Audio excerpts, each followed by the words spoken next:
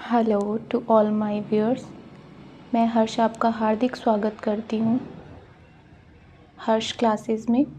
तो आज हम क्लास 8 के चैप्टर फर्स्ट के बारे में बात करेंगे, परिमेय संख्याएं। तो मैं सबसे पहले आपको बता देना चाहूँगी कि मैं आपको किस तरह से ये फर्स्ट चैप्टर परिमेय संख्याएं हैं ये पढ़ाऊँगी।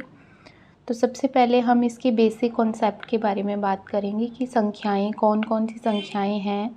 जैसे कि चैप्टर का नाम ही आप देख पा रहे हैं, परिमेय संख्याएं। इससे पहले हमें कौन कौन सी संख्याएं और है जिनके बारे में पता होना चाहिए, जिससे हम इसके एग्जाम्पल्स करेंगे, आगे क्वेश्चंस करेंगे, एक्सरसाइज के क्वेश्चंस करेंगे। तो सबसे पहले हम इसके बेसिक कॉन्सेप्ट के बारे में बात करेंगे। सबसे पहले आएंगी हमारे पास प्राकृत संख्याएँ। प्राकृत संख्याएं जिसको बोलते हैं, n से शो करते हैं इसको, नेचुरल नंबर्स।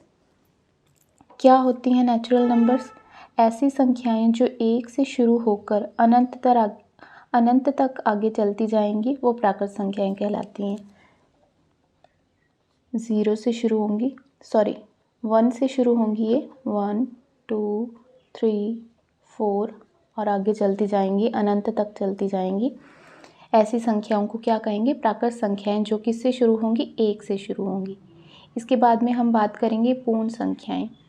पूर्ण संख्याएं ऐसी संख्याएं होंगी जो 0 से, अब जो नेचुरल नंबर थे वो 1 से शुरू हो रहे थे और आगे बढ़ते चले जा रहे थे, आगे चलते जाएंगे।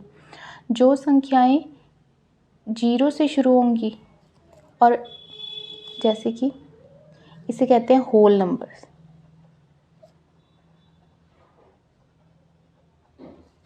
0 से शुरू होंगी, 0 1 2 3 आगे बढ़ती चली जाएंगी अनंत तक, ये संख्याएं कहलाएंगी पूर्ण संख्याएं। पूर्ण संख्याओं में यानी कि अगर 0 है, ये संख्याएं कौन सी थी? नेचुरल नंबर, जो 1 से लेके, यानी कि अगर नेचुरल नंबर है उसमें अगर 0 को और जोड़ दें तो वो संख्याएं क्या बन जाएंगी? पूर्ण संख्याएं बन जाएंगी। क्योंकि जो इतनी संख्या थी ये कौन सी थी? हमारी नेचुरल नंबर। अगर इसमें 0 को और जोड़ दें तो ये कौन सी संख्याएं बन गई? पूर्ण संख्याएं। इसके बाद हम बात करेंगे पूर्णांक। पूर्णांक क्या होते हैं कि 0 1 2 3 4 आगे बढ़ती जाती हैं, ये कौन सी संख्याएं थी? हमने अभी पढ़ा, पूर्ण संख्याएं। अगर पूर्ण संख्याओं में माइनस वाली यानी कि ऋणात्मक संख्याएं और अगर जोड़ दी जाएं, ये इस तरफ भी ये बढ़ती चली जाएंगी माइनस की इन्फिनिटी तक, इस तरफ भी ये बढ़ती जाएंगी, इधर क्या आएगा? इन्फिनिटी प्लस का। तो ऐसी संख्याएं कौन सी होंगी? पूर्णांक। वे पूर्ण संख्याएं जिनको धनात्मक और ऋणात्मक मानों में दर्शाया जाता है। ये धनात्मक हो गई और इधर वाली कौन सी होगी? ऋणात्मक। लेकिन इसमें जो 0 है वो ना तो धन, उसको ना तो 0 तो होगा उसमें, परंतु उसको 0 को ना तो धन पूर्णांक कह सकते हैं और ना ही ऋण पूर्णांक कह सकते हैं। 0 तो 0 संख्या है, इसको मतलब इसमें ऐड कर लिया है हमने, जिसकी पूर्ण संख्याओं में ऐड किया था उसी प्रकार पूर्णांक में, परंतु इसको ना तो धन में लेंगे और ना ही ऋण में लेंगे। ठीक है, आगे हम बात करते हैं परिमेय संख्याओं के बारे में। परिमेय संख्याएं कौन सी होंगी? कि ऐसी संख्याएं जिनको P/Q के रूप में लिखा जा सके, जहाँ पे Q नॉट इक्वल्स टू 0, अर्थात अंश तो कोई पूर्णांक हो सकता है परंतु हर में 0 के अलावा कोई और पूर्णांक होना चाहिए। यहाँ पे जैसे हमने एग्जाम्पल ले लिया, जैसे ये दे ही रखा है कि 2 है, 2 दे रखा है हमें। 2 क्या है? यहाँ पे एक पूर्णांक राशि है। अगर इसके बटा में भी मान सकते हैं 1, ये भी एक पूर्णांक है, यानी कि P भी हमारा एक पूर्णांक होना चाहिए और Q भी एक पूर्णांक होना चाहिए। जब इसको एक भिन्न के रूप में लिखा जाएगा तो ये क्या होगा? परिमेय संख्या। 3/8 ये भी हमारे लिए क्या है? परिमेय संख्या है। और यदि हम 0, ऊपर 0 ले लिया क्योंकि 0 एक पूर्ण संख्या है, और नीचे हमने ले लिया 1, तो ये क्या आएगा? इसका 0 में किसी संख्या का भाग देते हैं तो 0 आ जाएगी। तो 0 एक पूर्णांक है, तो इसका उत्तर है हाँ, 0 एक पूर्णांक है। तो इसलिए ये एक परिमेय संख्या हो सकती है। परंतु ये अब P/Q की फॉर्म में है, जहाँ पे P की वैल्यू हमारे पास 0 है, Q की वैल्यू 1 है। Q अगर 0 होगा तो वो परिमेय संख्या नहीं होगी। जैसे कि 1 के बटा में 0 ले लिया, तो बटा में 0 आती है तो ये क्या बन जाता है? अनंत बन जाता है, जो कि एक परिभाषित नहीं है, जिस कारण से ये एक परिमेय संख्या नहीं होगी। तो परिमेय संख्याएं कौन सी होगी हमारे लिए?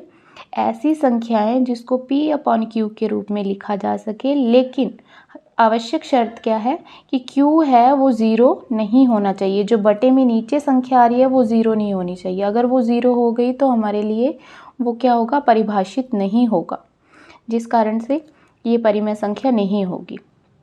उसके अलावा और कौन कौन सी संख्याएं हो सकती हैं? सभी दशमलव वाली संख्याएं, जैसे कि 5.325, ये क्या होगी?